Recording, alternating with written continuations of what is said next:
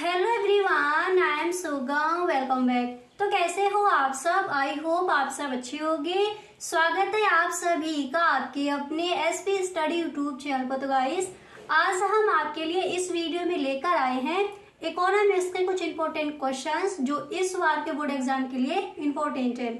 उन सारे प्रश्नों को आज हम इस वीडियो में कवर करने वाले हैं, तो आप इस वीडियो में एंड तक बने रहें। और गाइस, अगर आप भी इस बार का बोर्ड एग्जाम देने वाले हो और इस बार के बोर्ड एग्जाम में आपको भी 90 प्लस स्कोर करना है, तो आज से ही आप इस चैनल से जुड़ जाइए, क्योंकि ऑल सब्जेक्ट के जो भी आपके इंपॉर्टेंट क्वेश्चन है, मॉडल पेपर है, उनके फुल सॉल्यूशन आपको मिलेंगे इसी चैनल पर। ठीक है, तो जैसा कि आपने कमेंट किया था प्रिंस पांडे एंड पुष्पा रानी कृष्णा, आपने कमेंट किया था कि आपको इकोनॉमिक्स के जो आपका मॉडल पेपर है उसका फुल सॉल्यूशन चाहिए। ठीक है, तो उस पर मैंने एक वीडियो बनाया है। अगर आपने वो वीडियो नहीं देखा है तो डिस्क्रिप्शन बॉक्स में लिंक गिवन है, वहां से आप देख सकते हो। ओके, और गाइस, इसी तरह से ऑल सब्जेक्ट के जो भी आपके मॉडल पेपर है उनके फुल सॉल्यूशन आपको इसी चैनल पर मिलेंगे। तो अगर अभी तक चैनल को सब्सक्राइब नहीं किया है तो आप इस चैनल को सब्सक्राइब कर लीजिए। ओके, तो चलिए बिना टाइम वेस्ट के वीडियो को स्टार्ट करते हैं। तो यहाँ पर देखिएगा, जो भी आपके इंपॉर्टेंट क्वेश्चन है उनको यहाँ पर हम देखेंगे। ठीक है, तो जैसा कि आपने कमेंट किया था कि आपको चैप्टर बाय चैप्टर चाहिए जो आपके इंपॉर्टेंट क्वेश्चन है इकोनॉमिक्स में, तो उसी तरह से ये वीडियो आपका बनाया जाएगा। ठीक है, तो गाइस देखिए, इस वीडियो में आपको आपका फर्स्ट चैप्टर से लेकर 5 चैप्टर तक जो भी आपके इंपॉर्टेंट क्वेश्चन हैं उन सारे प्रश्नों को हम यहाँ पर देखेंगे। ओके, उसके बाद आपका नेक्स्ट वीडियो आएगा इकोनॉमिक्स के इंपॉर्टेंट क्वेश्चंस। तो 5 चैप्टर से लेकर जो भी आपके चैप्टर्स हैं आगे, उसमें हम उन क्वेश्चंस को देखेंगे। तो यहाँ पर 1 से लेकर 5 चैप्टर तक जो भी इंपॉर्टेंट क्वेश्चन है उनको कवर करेंगे। ओके, तो यहाँ पर देखिए, जो आपका फर्स्ट है उसको देखिए। तो जो पहला प्रश्न है वो दिया गया है कि अवसर लागत का क्या अर्थ है। ठीक है, अवसर लागत का क्या अर्थ है। तो देखिए, इस प्रश्न का आंसर हम किस तरह से लिखेंगे। तो यहाँ पर देखिए, फर्स्ट आपको पहले हेडिंग डालनी होगी अवसर लागत। देखिए, फर्स्ट पहले आप हेडिंग डालोगे अवसर लागत। हेडिंग डालने के बाद आप लिखोगे कि एक वस्तु की कुछ अधिक मात्रा प्राप्त करने के बदले दूसरी वस्तु की कुछ मात्रा को छोड़ना पड़ता है, इसे ही वस्तु की एक अतिरिक्त इकाई को प्राप्त करने की अवसर लागत कहते हैं। ठीक है, समझ आ गया कि अवसर लागत क्या है। अब एक बार इसको दोबारा से देख लीजिए, और जितने भी क्वेश्चंस यहाँ पर आपको बताए जाए हर प्रश्न को आपको साथ ही साथ लिखते चलना है। ठीक है, सभी प्रश्न आपके इंपॉर्टेंट है। तो देखिए, अवसर लागत क्या है इसको एक बार दोबारा से समझ लीजिए। फर्स्ट आपको क्या करना है, आप हेडिंग डालोगे अवसर लागत। ठीक है, इसके बाद आप लिखोगे कि एक वस्तु की कुछ अधिक मात्रा प्राप्त करने के बदले दूसरी वस्तु की कुछ मात्रा को छोड़ना पड़ता है, इसे ही वस्तु की एक अतिरिक्त इकाई को प्राप्त करने की अवसर लागत कहते हैं। ठीक है, इस तरह से आप इस प्रश्न का आंसर लिखोगे। समझ आ गया अवसर लागत क्या है। अब इसके बाद जो आपका नेक्स्ट क्वेश्चन है उसको देखते हैं। ठीक है, तो यहाँ पर देखिए, जो आपका नेक्स्ट प्रश्न है तो वो यहाँ पर दिया गया है। नेक्स्ट है कि अनदिमान तटस्थता वक्र क्या है। अनदिमान तटस्थता वक्र क्या है। तो जब आप इस प्रश्न का आंसर लिखोगे, फर्स्ट यहाँ पर आपको हेडिंग डालनी होगी अनदिमान तटस्थता वक्र। फिर इसमें आप लिखोगे कि अनदिमान तटस्थता यानी उदासीनता वक्र मात्राओं के उन संयोगों को प्रदर्शित करने वाले बिंदुओं का पथ होता है जिनके प्रति उपभोक्ता उदासीन रहता है। तो अनदिमान तटस्थता वक्र क्या है। जब आप इस प्रश्न का आंसर लिखोगे तो यहाँ पर फर्स्ट पहले तो आपको यहाँ पर हेडिंग डालनी होगी अनदिमान या फिर तटस्थता वक्र। फिर आप लिखोगी कि अनदिमान तटस्थता यानी उदासीनता वक्र मात्राओं के उन संयोगों को प्रदर्शित करने वाले बिंदुओं का पथ होता है जिनके प्रति उपभोक्ता उदासीन रहता है। ठीक है, इस तरह से इस प्रश्न का आंसर हम लिखेंगे। ठीक है, तो यहाँ पर आपने समझ लिया कि अवसर लागत क्या है एंड दूसरा आपने समझ लिया अनधिमान तटस्थता वक्र क्या है। दोनों ही प्रश्न इंपॉर्टेंट है। ठीक है, तो अवसर लागत क्या है एक बार दोबारा से देख लीजिए कि एक वस्तु की कुछ अधिक मात्रा प्राप्त करने के बदले दूसरी वस्तु की कुछ मात्रा को छोड़ना पड़ता है, इसे ही वस्तु की एक अतिरिक्त इकाई को प्राप्त करने की अवसर लागत कहते हैं। क्लियर? इस तरह से आप इन प्रश्नों के आंसर दोगे। अब इसके बाद जो आपका नेक्स्ट प्रश्न है उसको देख लीजिए। अब यहाँ पर जो आपका अगला क्वेश्चन है तो वो यहाँ पर दिया गया है, आप देख सकते हो। देखिए यहाँ पर जो आपका नेक्स्ट प्रश्न है तो वो है कि उपभोक्ता संतुलन से क्या अभिप्राय है। उपभोक्ता संतुलन से क्या अभिप्राय है? तो सबसे पहले आपको करना क्या है, यहाँ पर हेडिंग डालोगे उपभोक्ता संतुलन। ठीक है, हेडिंग डालने के बाद फिर आप लिखोगे कि अर्थशास्त्र में उपभोक्ता, देखिए और इस तरह से आपको लिखना है कि अर्थशास्त्र में उपभोक्ता संतुलन से अभिप्राय उस स्थिति से है जब एक उपभोक्ता दी हुई आय से एक या दो वस्तुओं को इस प्रकार खरीदता है कि उसे अधिकतम संतुष्टि प्राप्त होती है। ठीक है, उपभोक्ता संतुलन क्या हो जाएगा? देखिए उपभोक्ता संतुलन क्या हो जाएगा एक बार दोबारा से देखिए। अर्थशास्त्र में उपभोक्ता संतुलन से अभिप्राय उस स्थिति से है जब एक उपभोक्ता दी हुई आय से एक या दो वस्तुओं को इस प्रकार खरीदता है कि उसे अधिकतम संतुष्टि प्राप्त होती है, उसे हम कहते हैं उपभोक्ता संतुलन। अच्छे से याद हो गया।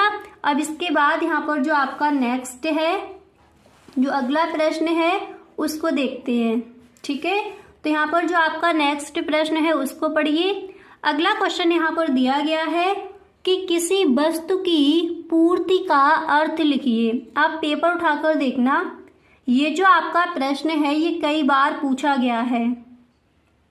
ठीक है, तो क्वेश्चन क्या है, किसी वस्तु की पूर्ति का अर्थ लिखिए। तो फर्स्ट आपको करना क्या है, पहले आप हेडिंग डालोगे पूर्ति का अर्थ, नहीं तो आपको इस तरह से हेडिंग डाल देनी कि किसी वस्तु की पूर्ति का अर्थ। ठीक है, उसके बाद देखिए हेडिंग डालने के बाद फिर आप लिखोगे कि किसी वस्तु की पूर्ति से तात्पर्य वस्तु की उस मात्रा से है जिसको उत्पादक या विक्रेता एक निश्चित अवधि के दौरान एक निश्चित कीमत पर बेचने योग्य या बेचने के इच्छुक हैं। ठीक है, इस तरह से आप इस प्रश्न का आंसर लिखकर आओगे। अब एक बार दोबारा से देख लीजिए, और इसका ये जो क्वेश्चन है इसका आंसर मैंने कई बार आपको बताया भी है। ठीक है, तो पूर्ति का, किसी वस्तु की पूर्ति का अर्थ क्या हो जाएगा? देखिए किसी वस्तु की पूर्ति से तात्पर्य वस्तु की उस मात्रा से है जिसको उत्पादक यानी विक्रेता एक निश्चित अवधि के दौरान एक निश्चित कीमत पर बेचने योग्य या बेचने के इच्छुक है। ठीक है, इस तरह से आप इस प्रश्न का आंसर लिखकर आओगे कि किसी वस्तु की पूर्ति का अर्थ क्या हो जाएगा, वो आप इस तरह से बताओगे। समझ आ गया? अब इसके बाद यहाँ पर जो आपका नेक्स्ट है, अगला प्रश्न है, उसको देखते हैं। तो यहाँ पर आप देख सकते हो जो आपका अगला प्रश्न है तो वो यहाँ पर दिया गया है कि मांग की लोच को परिभाषित कीजिए। नेक्स्ट क्वेश्चन क्या है, मांग की लोच को परिभाषित कीजिए। तो यहाँ पर आपको करना क्या है, फर्स्ट आप हेडिंग डालोगे मांग की लोच, इसके बाद आप लिखोगे मार्शल के अनुसार। जो आपके अर्थशास्त्री हैं मार्शल, तो ये आप ब्लैक पेन से लिखोगे इतना। ठीक है, मार्शल के अनुसार, फिर आपको कॉमा और इन्वर्टेड कॉमा बिगिन करना है। इसके बाद आप लिखोगे कि बाजार में किसी वस्तु की, ठीक है, मांग की लोच को परिभाषित कीजिए। फर्स्ट क्या करना है, हेडिंग डाली है मांग की लोच, इसके बाद आप लिखोगे कि मार्शल के अनुसार, उसके बाद कॉमा, इन्वर्टेड कॉमा, फिर आप लिखोगे कि बाजार में किसी वस्तु की मांग, देखिए बाजार में किसी वस्तु की मांग का अधिक या कम लोचदार होना इस बात पर निर्भर करता है कि एक निश्चित मात्रा में मूल्य के घट जाने पर मांग की मात्रा में अधिक वृद्धि होती है अथवा कम तथा एक निश्चित मात्रा में मूल्य के बढ़ जाने पर मांग की मात्रा में अधिक कमी होती है या कम। ठीक है, इस तरह से आप इस प्रश्न का आंसर लिखोगे।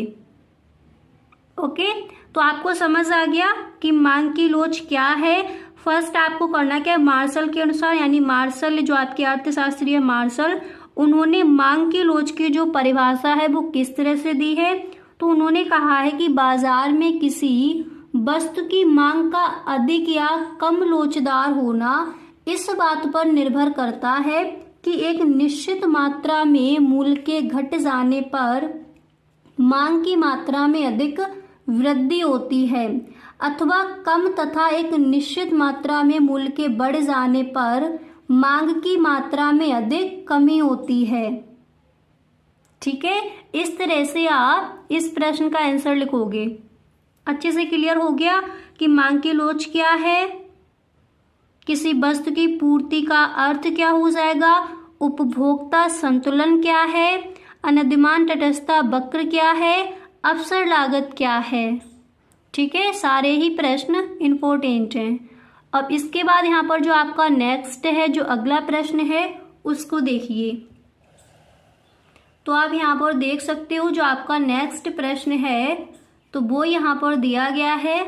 देखिए अगला प्रश्न है कि गिफिन वस्तुओं के संदर्भ में मांग रेखा का आकार कैसा होता है। क्वेश्चन क्या है, गिफिन वस्तुओं के संदर्भ में मांग रेखा का आकार कैसा होता है। तो फर्स्ट आप क्या करोगे, इस तरह से आपको हेडिंग डालनी है, गिफिन वस्तुओं के संदर्भ में मांग रेखा का आकार।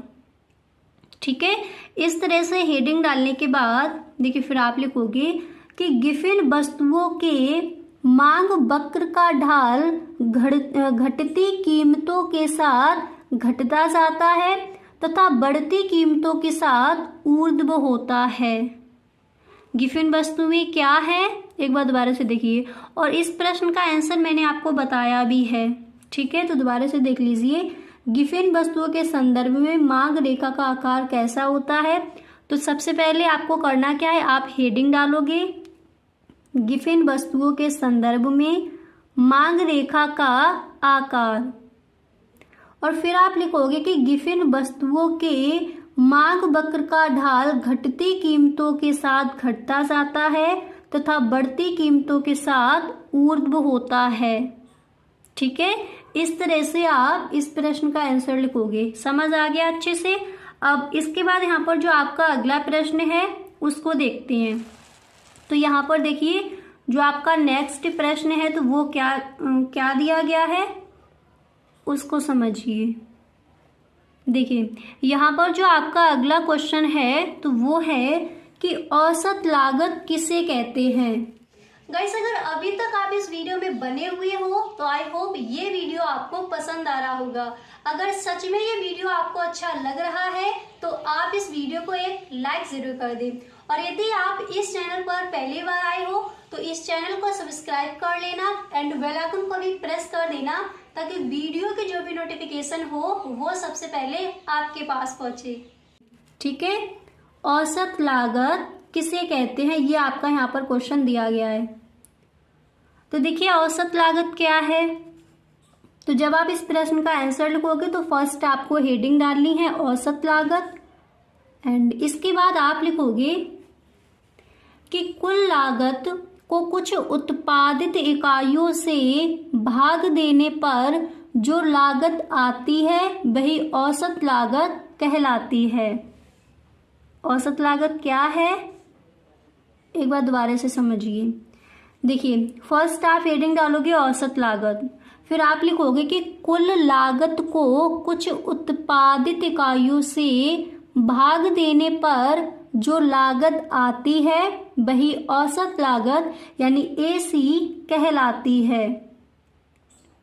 ठीक है, इतना लिखने के बाद फिर आप यहाँ पर ब्लैक पेन से लिखोगे सूत्र के रूप में। फिर इसका सूत्र आप लिखोगे औसत लागत यानी AC बराबर कुल लागत अपॉन कुल उत्पादित इकाइयां। वही आपका यहाँ पर भी बताया गया था। ठीक है, कि कुल लागत को कुल उत्पादित इकाइयों से भाग देने पर जो लागत आती है वही औसत लागत कहलाती है। तो औसत लागत बराबर कुल लागत अपॉन कुल उत्पादित इकाइयां। क्लियर? इस तरह से हम इस प्रश्न का आंसर लिखेंगे। अब इसके बाद यहाँ पर जो आपका नेक्स्ट प्रश्न है उसको देखिए। अगला क्वेश्चन यहाँ पर क्या दिया गया है वो समझिए। इसके बाद आपको जो आपके जो नेक्स्ट क्वेश्चन है उनको देखेंगे। देखिए, यहाँ पर आपका नेक्स्ट प्रश्न है कि परिवर्ती लागत के कोई 3 उदाहरण दीजिए। ये क्वेश्चन आपका कई बार पूछा गया है। ठीक है, अतलग उत्तरीय प्रश्न में। तो परिवर्ती लागत के कोई 3 उदाहरण दीजिए। तो आप हेडिंग डालोगे परिवर्ती लागत के 3 उदाहरण एंड इसके बाद आप लिखोगे कि परिवर्ती लागत के 3 उदाहरण इस प्रकार हैं। कौन कौन से? फर्स्ट है प्रत्यक्ष मजदूरी लागत, सेकंड है कच्चे माल की लागत एंड थर्ड है बिक्री कमीशन। ओके, इस तरह से आप इसका आंसर लिख कर आओगे। एक बार दोबारा से देख लीजिए कि परिवर्ती लागत के कोई 3 उदाहरण दीजिए। तो हेडिंग डालोगे परिवर्ती लागत के 3 उदाहरण। इसके बाद आप लिखोगे कि परिवर्ती लागत के 3 उदाहरण इस प्रकार हैं। फर्स्ट है प्रत्यक्ष मजदूरी लागत एंड सेकंड है कच्चे माल की लागत एंड तीसरा यहाँ पर दिया गया है बिक्री कमीशन। ओके, इस तरह से आपको जो आपका प्रश्न है इसका आंसर इस तरह से लिखना है। ठीक है, अब इसके बाद जो आपका नेक्स्ट प्रश्न है उसको देखते हैं। अब यहाँ पर देखिए जो अगला प्रश्न है वो क्या है। तो यहाँ पर जो आपका नेक्स्ट क्वेश्चन है वो दिया गया है कि कीमत रेखा किसे कहते हैं, यानी प्राइस लाइन क्या है। ठीक है, और ये क्वेश्चन आपका कई बार पूछा गया है। ठीक है, कीमत रेखा किसे कहते हैं, इंपॉर्टेंट है, तैयार कर लेना है आपको। तो जब आप इस प्रश्न का आंसर लिखोगे तो फर्स्ट आपको हेडिंग डालनी होगी कीमत रेखा। ठीक है, हेडिंग डालने के बाद आप लिखोगे कि कीमत रेखा वह रेखा है जो एक्स अक्ष के समांतर एक निश्चित कीमत के लिए खींची जाती है। यह फर्म के मांग वक्र को प्रदर्शित करती है। यह बाजार कीमत तथा फर्म के उत्पाद के संबंध को दर्शाती है। एंड इसके बाद आप लिखोगे सभी फर्मों को इस रेखा का सामना करना पड़ता है। ठीक है, सभी फर्मों को इस रेखा का सामना करना पड़ता है। इसके बाद आप लिखोगे कि कीमत रेखा पर AR बराबर MR बराबर प्राइस। ठीक है, इस तरह से तो कीमत रेखा क्या है अच्छे से क्लियर हो गया। दोबारा से देख लीजिए। देखिए, कीमत रेखा वह रेखा है जो एक्स अक्ष के समांतर एक निश्चित कीमत के लिए खींची जाती है।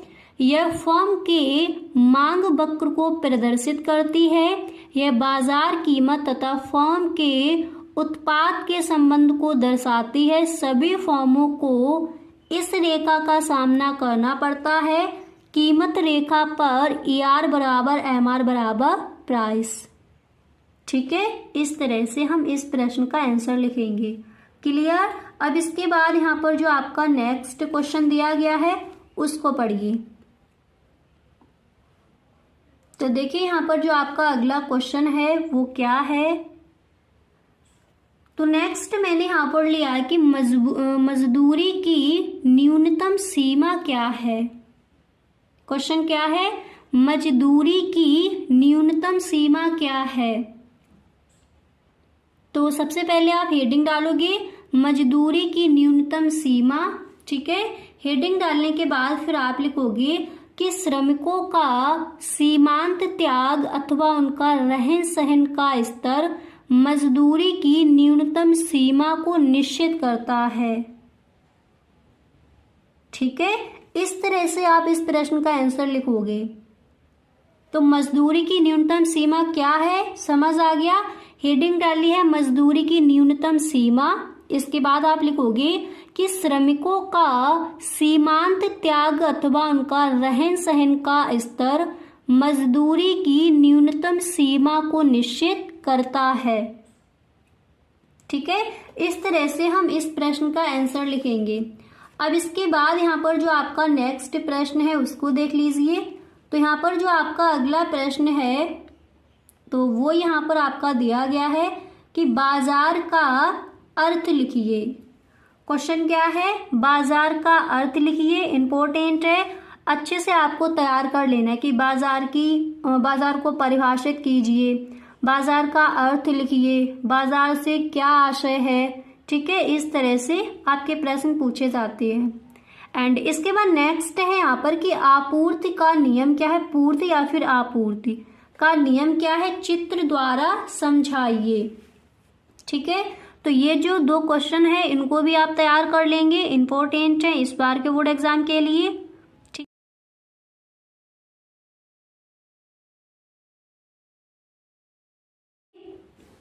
ओके। और गाइज अगर आपने वो फर्स्ट वीडियो नहीं देखा है जिसमें हमने 1 से लेकर 5 चैप्टर तक जो भी आपके इंपॉर्टेंट क्वेश्चन है वो हमने उस वीडियो में बताया है आपको, और इस वीडियो में उससे आगे के जो आपके चैप्टर्स हैं उनके हम जो भी इंपॉर्टेंट क्वेश्चन है उनको हम यहाँ पर देखेंगे, ठीक है। तो अगर आपने वीडियो नहीं देखा है तो डिस्क्रिप्शन बॉक्स में लिंक गिवन है, वहाँ से आप देख सकते हो, नहीं तो आप प्लेलिस्ट चेक कर सकते हो, ठीक है। तो यहाँ पर देखिए जो आपका पहला प्रश्न है, फर्स्ट क्वेश्चन जो है तो वो यहाँ पर है कि मुद्रा प्रवाह से आप क्या समझते हैं। मुद्रा प्रवाह से आप क्या समझते हैं, क्वेश्चन आपका इंपॉर्टेंट है। तो फर्स्ट आपको करना क्या है, जब आप इस प्रश्न का आंसर लिखोगे तो फर्स्ट यहाँ पर आपको जो आपकी हेडिंग है वो क्या पड़ेगी, मुद्रा प्रवाह। हेडिंग डालने के बाद आप लिखोगे कि परिवार फर्मों को सेवाएं प्रदान करते हैं और बदले में मुद्रा के रूप में पारिश्रमिक प्राप्त करते हैं। इसी प्रकार फर्में परिवारों और उपभोक्ता को वस्तुएं प्रदान करती हैं और उनके मूल्य के रूप में मुद्रा लेती हैं। इतना लिखने के बाद मुद्रा लेती हैं, फिर आप लिखोगे कि इस प्रकार फर्मों से परिवारों को और परिवारों से फर्मों को मुद्रा का भुगतान किया जाता है, इसे ही मुद्रा प्रवाह कहा जाता है। तो मुद्रा प्रवाह क्या है दोबारा से समझिए, हर प्रश्न को आप लिखते चलिए, ठीक है। जितने भी क्वेश्चंस बताए जाए उन सारे प्रश्नों को आप साथ ही साथ लिखते चलिए।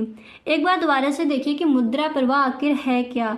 फर्स्ट आप हेडिंग डालोगे जब आंसर लिखोगे कि मुद्रा प्रवाह, उसके बाद आपको लिखना है कि परिवार फर्मों को सेवाएं प्रदान करते हैं और बदले में मुद्रा के रूप में पारिश्रमिक प्राप्त करते हैं।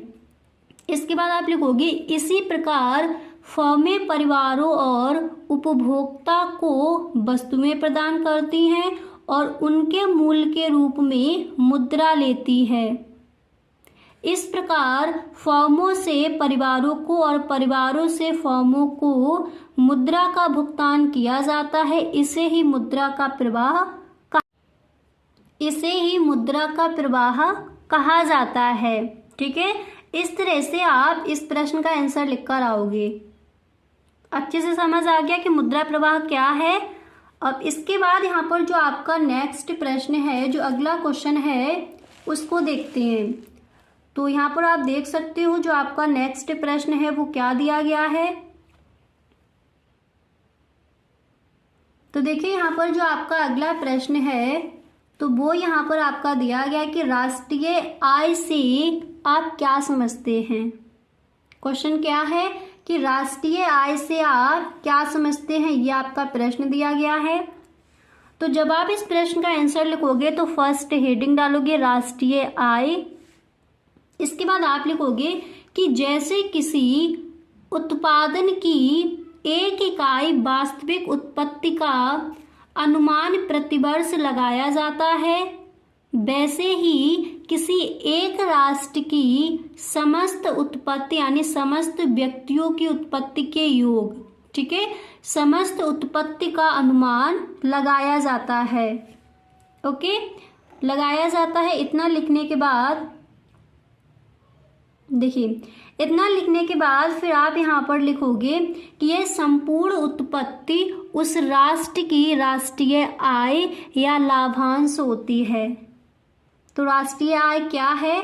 जैसे किसी उत्पादन की एक इकाई की वास्तविक उत्पत्ति का अनुमान प्रतिवर्ष लगाया जाता है, वैसे ही किसी एक राष्ट्र की समस्त उत्पत्ति यानी समस्त व्यक्तियों की उत्पत्ति के योग का अनुमान लगाया जाता है। यह संपूर्ण उत्पत्ति उस राष्ट्र की राष्ट्रीय आय या लाभांश होती है। तो राष्ट्रीय आय से आप क्या समझते हैं? आई होप अच्छे से आपको यहाँ पर ये प्रश्न का जो आंसर है वो अच्छे से आपको क्लियर हो गया होगा। ठीक है, तो मुद्रा प्रवाह क्या है, राष्ट्रीय आय क्या है, आपने समझ लिया। इसके बाद जो नेक्स्ट क्वेश्चन है उसको देखते हैं। तो यहाँ पर आप देख सकते हो, इसके बाद जो आपका अगला प्रश्न है तो वो यहाँ पर दिया गया है। इसके बाद देखिए नेक्स्ट क्वेश्चन है कि मुद्रा क्या है, मुद्रा को परिभाषित कीजिए। ठीक है, तो फर्स्ट आपको यहाँ पर हेडिंग डाली है मुद्रा, फिर आप इसका आंसर लिखोगे कि मुद्रा एक ऐसी वस्तु है जो समाज में विनिमय के माध्यम, मूल्य के मापन, स्थगित भुगतानों के मान तथा मूल्य के संचय के माध्यम के रूप में स्वतंत्र, विस्तृत तथा सामान्य रूप से लोगों के द्वारा स्वीकार की जाती है। तो मुद्रा क्या है, इसकी मुद्रा क्या है, मुद्रा को परिभाषित कीजिए यानी इसकी परिभाषा दीजिए। तो आप इस प्रश्न का आंसर इस तरह से लिखोगे कि मुद्रा एक ऐसी वस्तु है जो समाज में विनिमय के माध्यम, मूल्य के मापन, स्थगित भुगतानों के मान तथा मूल्य के संचय के माध्यम के रूप में स्वतंत्र, विस्तृत तथा सामान्य रूप से लोगों के द्वारा स्वीकार की जाती है। ठीक है, तो मुद्रा क्या है, इस तरह से आप इस प्रश्न का आंसर लिखोगे। अब इसके बाद यहाँ पर जो आपका नेक्स्ट प्रश्न है वो क्या है उसको देख लीजिए। तो अगला प्रश्न यहाँ पर आपका दिया गया है कि प्रत्यक्ष विनिमय प्रणाली से क्या आशय है। कई बार क्वेश्चन बोर्ड एग्जाम में भी आस्क किया गया है। तो क्वेश्चन क्या है कि प्रत्यक्ष विनिमय प्रणाली से क्या आशय है। तो फर्स्ट तो आप हेडिंग डालोगे प्रत्यक्ष विनिमय प्रणाली। हेडिंग डालने के बाद आप लिखोगे कि वस्तुओं और सेवाओं के प्रत्यक्ष रूप से आदान प्रदान को प्रत्यक्ष विनिमय कहते हैं। प्रत्यक्ष विनिमय प्रणाली से क्या आशय है। तो फर्स्ट तो आप हेडिंग डालोगे प्रत्यक्ष विनिमय प्रणाली, फिर आप लिखोगे कि वस्तुओं एवं सेवाओं के प्रत्यक्ष रूप से आदान प्रदान को प्रत्यक्ष विनिमय प्रणाली कहते हैं। तो अच्छे से क्लियर हो गया कि मुद्रा क्या है एंड राष्ट्रीय आय क्या है, मुद्रा प्रवाह क्या है। ठीक है, तो मुद्रा हम किसे कहेंगे, मुद्रा एक ऐसी वस्तु है जो समाज में विनिमय के माध्यम, मूल्य के मापन, स्थगित भुगतानों के मान तथा मूल्य के संचय के माध्यम के रूप में स्वतंत्र, विस्तृत तथा सामान्य रूप से लोगों के द्वारा स्वीकार की जाती है, उसे ही हम कहते हैं मुद्रा। नेक्स्ट क्वेश्चन है कि प्रत्यक्ष विनिमय प्रणाली से क्या आशय है। तो अच्छे से याद हो गया। देखिए, वस्तुओं एवं सेवाओं के प्रत्यक्ष रूप से आदान प्रदान को प्रत्यक्ष विनिमय प्रणाली कहते हैं। क्लियर? इस तरह से हम इन प्रश्नों के आंसर लिखेंगे। फिर यहाँ पर देखिए, इसके बाद आप लिखोगे यही वस्तु विनिमय प्रणाली है। इसके बाद आपको उदाहरण लिख देना है कि गेहूं से चीनी की अदल बदल, यानी प्रत्यक्ष रूप से आदान प्रदान जो हम करते हैं वही हमारी कहलाती है वस्तु विनिमय प्रणाली। गाइस, अगर आप अभी तक इस वीडियो में बने हुए हो तो आई होप आपको ये वीडियो पसंद आ रहा होगा। अगर सच में ये वीडियो आपको अच्छा लग रहा है तो आप इस वीडियो को एक लाइक जरूर कर दें, और यदि आप इस चैनल पर पहली बार आए हो तो इस चैनल को सब्सक्राइब कर लेना एंड बेल आइकन को भी प्रेस कर देना, ताकि वीडियो की जो भी नोटिफिकेशन हो वो सबसे पहले आपके पास पहुंचे। अब इसके बाद यहाँ पर जो आपका अगला क्वेश्चन है तो वो दिया गया है कि उपभोग सीमांत प्रवृत्ति क्या होती है। तो फर्स्ट, अब यहाँ पर देखिए, तो आपको यहाँ पर फर्स्ट हेडिंग डालनी है उपभोग सीमांत प्रवृत्ति। ठीक है, तो फर्स्ट यहाँ पर हेडिंग डालने के बाद फिर आप लिखोगे कि आय में वृद्धि या कमी और उपभोग में वृद्धि या कमी के अनुपात को उपभोग सीमांत प्रवृत्ति यानी MPC कहते हैं। ठीक है, तो सीमांत उपभोग प्रवृत्ति क्या है एक बार दोबारा से देख लीजिए। फर्स्ट आपको करना क्या है, यहाँ पर पहले तो आप हेडिंग डालोगे उपभोग सीमांत प्रवृत्ति। इसके बाद आप लिखोगे कि आय में वृद्धि या कमी और उपभोग में वृद्धि या कमी के अनुपात को उपभोग सीमांत प्रवृत्ति यानी MPC कहते हैं। इतना करने के बाद फिर आप ब्लैक पेन से लिखोगे सूत्रानुसार यानी सूत्र के रूप में। फिर यहाँ पर देखिए, सूत्र के रूप में आपको इस तरह से लिखना है। इस तरह से लिखोगे कि सीमांत उपभोग प्रवृत्ति बराबर उपभोग में वृद्धि अपॉन आय में वृद्धि। ठीक है, यहाँ पर इस तरह से आप लिख दोगे कि MPC बराबर। तो गाइस, कैसा लगा वीडियो? आई होप ये वीडियो आपको पसंद आया होगा। अगर सच में ये वीडियो आपको अच्छा लगा है तो please tell me in the comment box. Okay, और गाइस, अगर अभी तक आपने चैनल सब्सक्राइब नहीं किया है तो प्लीज आप इस चैनल को सब्सक्राइब कर लीजिए। Okay, thank you so much.